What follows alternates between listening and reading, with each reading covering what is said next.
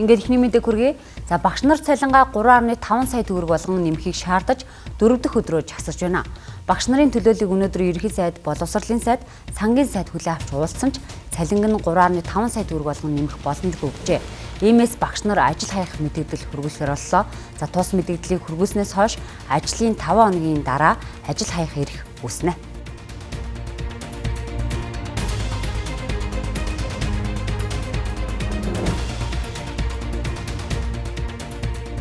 За үзэгчдээ НТV телевизийн сурвалжлах баг багш нарын цалин нийгмийн асуудалд нь хүрэлцэхгүй байгааг сурлаар сурвалжлан хүргэж байгаа.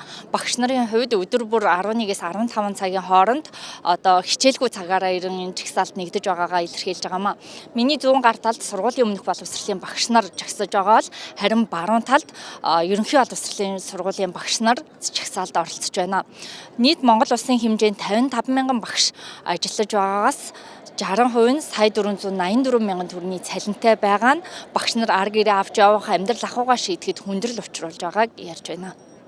За яг үнэндээ ипотекийн зээл хүсэлтөө 2 удаа өсөлт өгсөн. Гараагүй. Тийм. Тэгээд одоо их нартайгаа хамт одоо хоёлаа ажилдаг тулдаал нэг юм болгож ийн. Дээр нь одоо Монгол хүнч явахтай ах дүү нар аав ээжийн буйнд бас нэг хөдөө гадаатай байдаг. Хаяа нэг мах шүлөө ингээ авчдаг.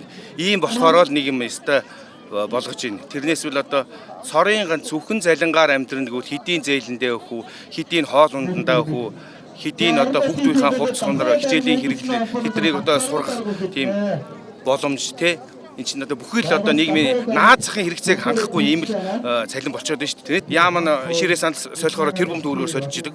Машин тэрэг авахаар хэдэн тэрбумаар нь сольдог. Гадаа дотоод явахаар томилт гэхээр хэдэн 100 саяар байдаг. Тэгээд нэг муу игэл жирийн энэ нийгмийн энэ жирийн ардын хүүхдүүдийг сургаж байгаа багш нар болохоор эмчилж байгаа эмчнэр нь болохоор цалингийн нэмэхээр цалингийн нэмдэггүй. Одоо 10 хүнээс жишээ авахад 8 хүн зээлтэй. За манай 8 хүнээс зээлтэй нь болохоор цалингийнх 80% зээлэндээ авчдаг. Хөрх юм цалингаа тэгэл цав гэж нөө зээлэндээ авчна.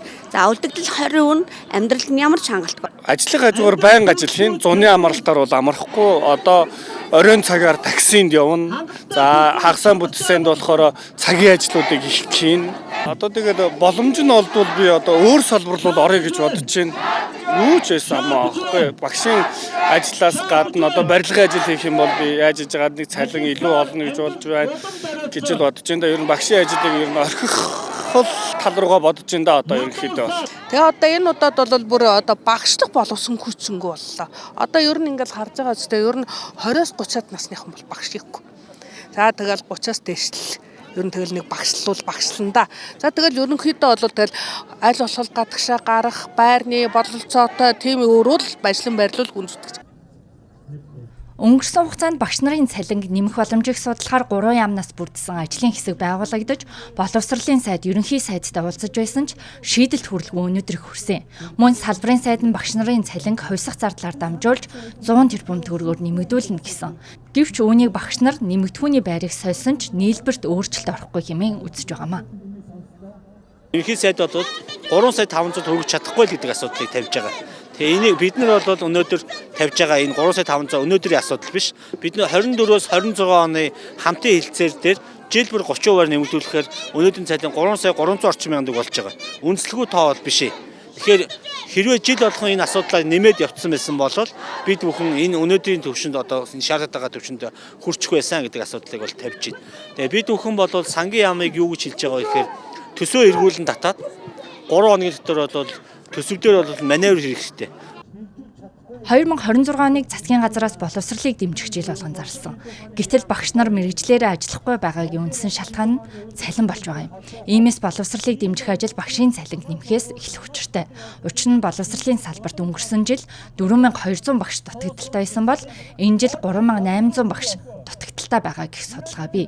Тэгвэл эх жил энэ тоо 7000 болж нэмэгдэх тооцоо гараад байна.